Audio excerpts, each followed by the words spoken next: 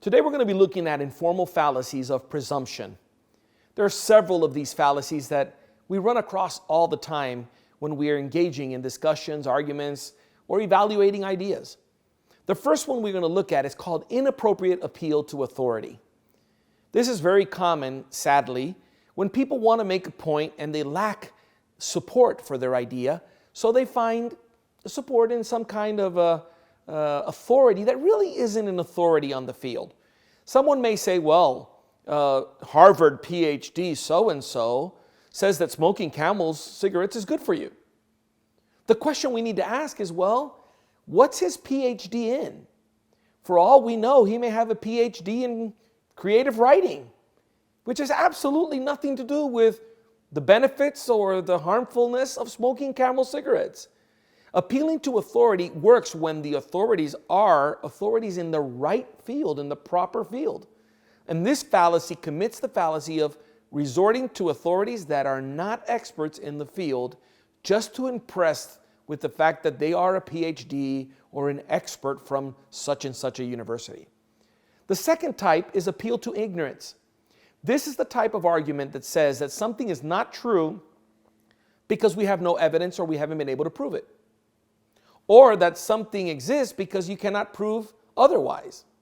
The way I hear this typically is someone will say, well, God does not exist because you can't prove that he exists.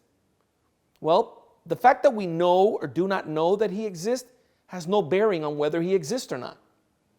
Whether we perceive it or not, whether we can prove it or not, God either exists or he doesn't. So appealing to ignorance to prove a point is not a good way to do it.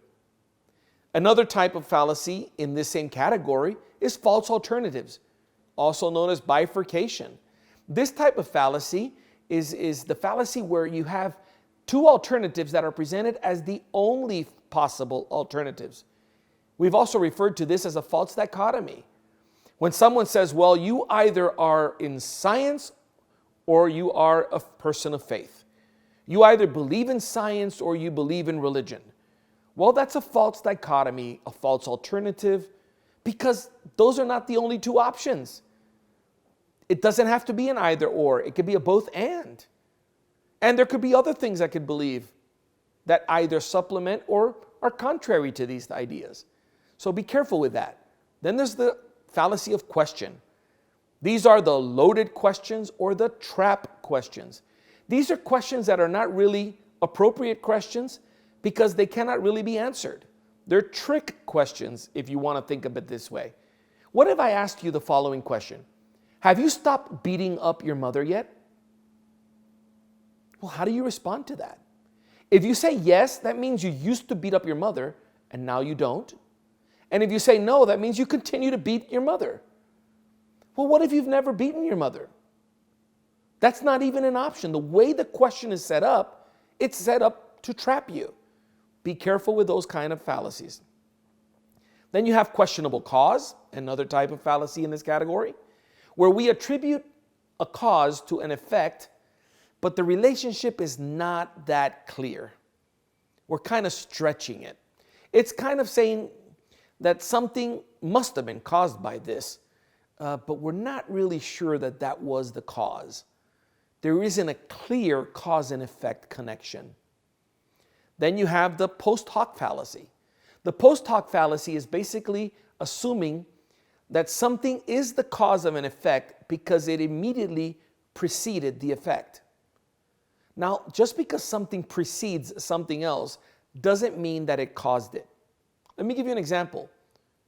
Peter had a nervous breakdown the day after he was fired from his job. The firing of the job must have caused his nervous breakdown. And you'll listen to it and say, well, that makes sense. It could be a fallacy because maybe he was fired because he was already showing signs of a nervous breakdown. Maybe being fired is only one of 27 other things that are happening in his life that caused the nervous breakdown. Maybe at some point between his being fired and having the nervous breakdown, something else changed that caused the nervous breakdown. You cannot say that just because something follows something else in a chronological order, one thing caused the other. That's the post hoc fallacy. And last in this category for today is oversimplified cause. And that's when we attribute a cause to something that's just too simple, oversimplified. It's like saying, well, children today don't like to read because they play too many video games. Well, that's kind of an oversimplified cause for that effect. There is no direct correlation between playing video games and not liking to read. Maybe they don't like to read because they don't know how to read well. They have a reading problem. Or maybe they've never been introduced to something they enjoy reading. Maybe no one's ever modeled for them what reading looks like.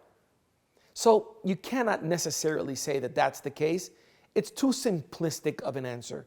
These are the kind of fallacies we need to avoid. Fallacies of presumption. This is only half of it. In the next lecture, we'll look at some more fallacies of presumption. I'm Dr. Juan Valdez with Academy of Hope, and that wraps up the first part of Fallacies of Presumption.